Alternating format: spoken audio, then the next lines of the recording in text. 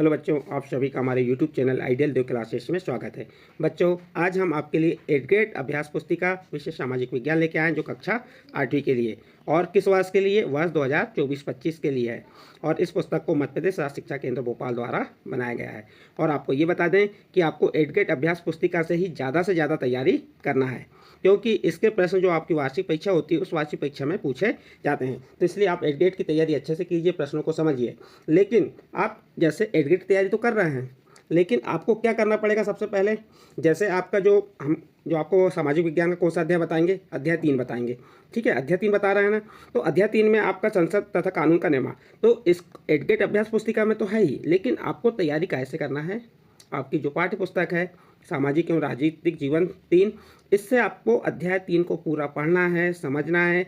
उसके बाद आपके जो 8th ग्रेड अभ्यास पुस्तिका में प्रश्न दिए हैं उन प्रश्नों का उत्तर देना है। तो चलिए देखते हैं अध्याय 3। अध्याय 3 क्या है? संसद तथा कानूनों का निर्माण। संसद तथा कानूनों का निर्माण। इसका प्रश्न नंबर 1 है, इलेक्ट्रॉनिक वोटिंग मशीन के इस्तेमाल से क्या फ़ायदा हुआ।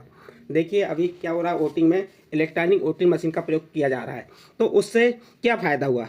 पहला, मतपत्र के कागज़ की बचत हुई। बी नंबर, शिक्षा में वृद्धि हुई। सी नंबर, मतदान प्रतिशत में वृद्धि हुई। डी नंबर, मतदाता की उम्र कम कर दी गई। देखिए यहाँ पे अभी ए नंबर को छोड़ दीजिए, बी नंबर पे आइए, शिक्षा में वृद्धि हुई। तो हाँ बिल्कुल सही है, हुई तो है, लेकिन इसके इस्तेमाल से नहीं। शिक्षा में वृद्धि तो अलग प्रकार से हुई। मतदान प्रतिशत में वृद्धि, ये भी नहीं आएगा। मतदाता की उम्र कम की गई, ये भी नहीं आएगा। इसका सही आंसर आ जाएगा ए नंबर, मतपत्र के कागज़ की बचत हुई। देखिए इलेक्ट्रॉनिक वोटिंग मशीन का प्रयोग करने से मतपत्र के कागज़ की क्या हुई, बचत हुई। नेक्स्ट प्रश्न है, राज्यसभा में निर्वाचित, देखना प्रश्न को समझना, राज्यसभा में निर्वाचित सदस्यों की संख्या है। A number 245, B number 545, C number 543 और डी नंबर 233। तो इसमें आपका आंसर, सही आंसर तो आ जाएगा कौन सा, ए नंबर। कितना आएगा, 245। राज्यसभा में निर्वाचित सदस्यों की संख्या 245 होती है। फिर नेक्स्ट प्रश्न देखते हैं, प्रश्न नंबर 3, राज्यसभा में कितने सदस्य राष्ट्रपति द्वारा मनोनीत किए जाते हैं। देखिए राज्यसभा में निर्वाचित सदस्यों की अभी बताया आपको कितनी है, 245। अब उस 245 में राज्यसभा में सदस्य, कितने सदस्य राष्ट्रपति द्वारा मनोनीत किए जाते हैं। A number 12, B number 22, C number 10 और डी नंबर 2। तो बच्चों आप बता देंगे यहाँ पे, इसका सही आंसर आ जाएगा ए नंबर, राष्ट्रपति द्वारा कितने सदस्य मनोनीत किए जाते हैं, 12। नेक्स्ट प्रश्न है, भारतीय संसद का अंग नहीं है। लोकसभा, राज्यसभा, राष्ट्रपति, राज्यपाल। तो लोकसभा, राज्यसभा और राष्ट्रपति ये सभी भारतीय संसद के अंग हैं, लेकिन जो राज्यपाल है, डी नंबर का ऑप्शन, ये भारतीय संसद का अंग नहीं है। आपका प्रश्न नंबर 4 कंप्लीट। नेक्स्ट प्रश्न आता है प्रश्न नंबर 5। प्रश्न नंबर 5 में दिया आपका रिक्त स्थानों की पूर्ति कीजिए। इसका पहला प्रश्न है, वयस्क मताधिकार में मत को क्या कहते हैं, यहाँ पे वोट लिखा है। वोट देने की आयु खालिस्तान निर्धारित है। देखिए वयस्क मताधिकार यानी जिस व्यक्ति को मत देना है, वोट देना है, वो किस आयु का व्यक्ति मत देगा या वोट देगा, तो उसके बताना है आपको यहाँ पे। तो 18 वर्ष, जिसकी आयु 18 वर्ष पूर्ण हो चुकी है या 18 वर्ष से अधिक आयु के व्यक्ति को क्या देने की, मत देने का अधिकार है। तो ये आपका प्रश्न नंबर जो 5वें का ए नंबर में आपके आंसर में क्या डालेंगे, खालिस्तान क्या डालेंगे, 18 वर्ष। फिर लोकसभा में निर्वाचित सदस्यों की संख्या कितनी है। तो लोकसभा में निर्वाचित सदस्यों की संख्या 543 होती है। अगला प्रश्न है, राष्ट्रीय स्तर पर सरकार बनाने के लिए लोकसभा में बहुमत हेतु खालिस्तान सदस्यों की आवश्यकता होती है। देखिए राष्ट्रीय स्तर पर सरकार बनाने के लिए लोकसभा में बहुमत हेतु 272, कितने, 272 सदस्यों की आवश्यकता होती है। नेक्स्ट प्रश्न है, लोकतंत्र में लोग प्रत्यक्ष रूप से भागीदारी नहीं करते।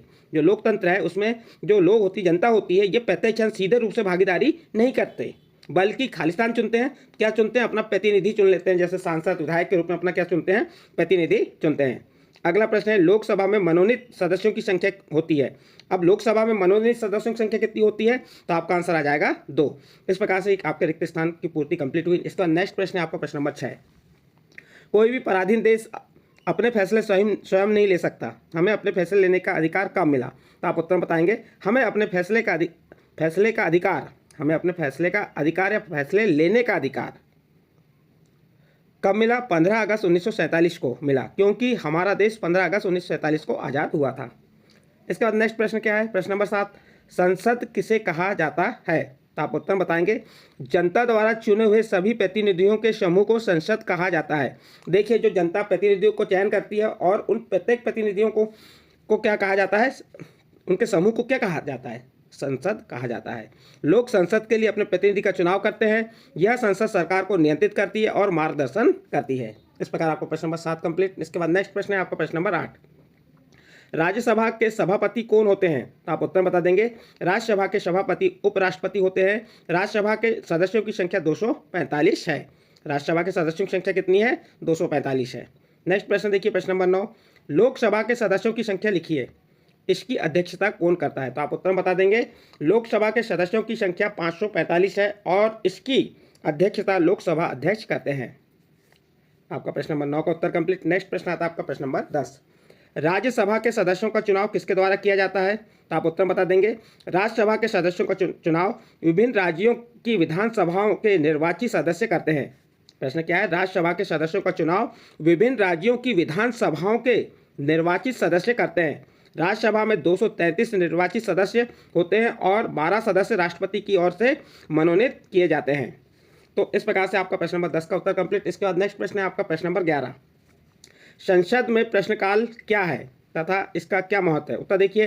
प्रश्नकाल एक महत्वपूर्ण व्यवस्था है। इसके माध्यम से सांसद सरकार के कामकाज के बारे में जानकारी हासिल करते हैं। इसके जरिए संसद कार्यपालिका को नियंत्रित करती है। सवालों के माध्यम से सरकार को उनकी खामियों के प्रति आगाह किया जाता है।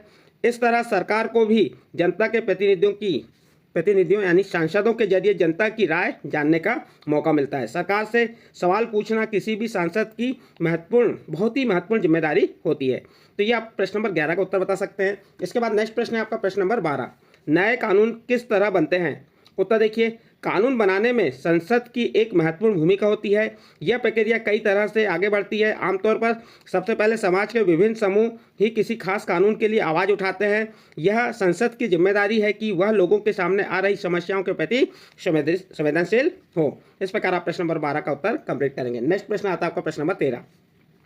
अलोकप्रिय और विवादास्पद कानूनों का जनता किस प्रकार विरोध कर सकती है? उत्तर देखिए। अलोकप्रिय और विवादास्पद कानूनों का जनता निम्न प्रकार से विरोध कर सकती है। नंबर 1, उसके खिलाफ जनसभाएं कर सकते हैं। नंबर 2, अखबारों में लिख सकते हैं। नंबर 3, टीवी चैनलों में रिपोर्ट भेज सकते हैं। नंबर 4, लोकतंत्र में आम नागरिक संसद द्वारा बनाए जाने वाले दमनकारी कानूनों के बारे में अपनी असहमति व्यक्त कर सकते हैं। इस प्रकार से आप प्रश्न नंबर 13 का उत्तर कंप्लीट करेंगे। इसके बाद नेक्स्ट प्रश्न आता है आपका प्रश्न नंबर 14। प्रश्न नंबर 14 क्या है? विधायिका या कार्यपालिका, कार्यपालिका मीन सरकार, में क्या अंतर है? विधायिका और कार्यपालिका में क्या अंतर है? उत्तर देखिए। विधायिका और कार्यपालिका में निम्न अंतर है। नंबर 1, विधायिका को लोकसभा कहा जाता है। विधायिका को क्या कहा जाता है? लोकसभा कहा जाता है, जबकि कार्यपालिका को मंत्रिपरिषद कहा जाता है। पहला अंतर हो गया। दूसरा अंतर, विधायिका का मुख्य कार्य कानून बनाना है, जबकि कार्यपालिका विधायिका द्वारा बनाए गए कानूनों को लागू करती है। विधायिका का मुख्य कार्य क्या है? कानून बनाना, और जबकि जो कार्यपालिका होती है, कार्यपालिका विधायिका द्वारा बनाए गए कानूनों को लागू करती है। इसके बाद तीसरा अंतर देखिए। विधायिका भारत की संसद विधायी शाखा के अंतर्गत आती है। विधायिका भारत की संसद विधायी शाखा के अंतर्गत आती है, जबकि कार्यपालिका प्रधानमंत्री और उनकी मंत्रिपरिषद कार्यकारिणी शाखा के अंतर्गत आती है। यहाँ पे आपका प्रश्न नंबर 14 का उत्तर कंप्लीट होता है। इसके बाद नेक्स्ट प्रश्न आता है आपका प्रश्न नंबर 15। प्रश्न नंबर 15 क्या है? ईवीएम का उपयोग पर्यावरण की दृष्टि से क्यों महत्वपूर्ण है? यहाँ पे जो आपको ईवीएम के बारे में बताया, इसमें इसका जो उपयोग हो रहा है वो पर्यावरण की दृष्टिकोण से क्यों महत्वपूर्ण है? तो आप ईवीएम का फुल फॉर्म भी बता सकते हो। ईवीएम का फुल फॉर्म क्या होता है? Electronic voting machine. ईवीएम का फुल फॉर्म क्या होता है? आप पहले ये मालूम होना चाहिए कि जो ईवीएम है उसका फुल फॉर्म क्या होगा? Electronic voting machine. ईवीएम का उपयोग पर्यावरण की दृष्टि से महत्वपूर्ण है, क्योंकि क्यों महत्वपूर्ण है? ईवीएम का पेपर बैलेट की तुलना में पर्यावरण पर सकारात्मक प्रभाव पड़ता है। जो ईवीएम का पेपर का प्रयोग किया जाता है वो बैलेट की तुलना में, जो बैलेट पेपर होते हैं उसकी तुलना में पर्यावरण पर सकारात्मक प्रभाव पड़ता है। वे कागज और स्याही की खपत को कम करते हैं। ईवीएम क्या करती है? स्याही और कागज की खपत को कम करते हैं, जिससे लाखों बैलेट पेपर की छपाई से जुड़े वनों की कटाई और अपशिष्ट उत्पादन में कमी आती है। इसलिए ईवीएम का उपयोग पर्यावरण के दृष्टिकोण से महत्वपूर्ण है। यह आपका प्रश्न नंबर 15 कंप्लीट होता है। और इस प्रश्न के साथ ही आपका जो अध्याय 3 था, सामाजिक राजनीतिक विज्ञान, जो इतिहास सामाजिक विज्ञान का भाग 3 से संबंधित अध्याय 3 कंप्लीट हुआ। अध्याय 3 क्या था? संसद तथा कानून का निर्माण। इसके जो आपको सही विकल्प, खालिस्तान बताए और कुछ अति लघु प्रश्न बताए। यदि बच्चों आपको ये प्रश्न को उत्तर समझ आए हों तो आप हमारे चैनल आइडियल देव क्लासेस को सब्सक्राइब कीजिए, लाइक कीजिए और इस वीडियो को अन्य ग्रुप में शेयर जरूर कीजिए।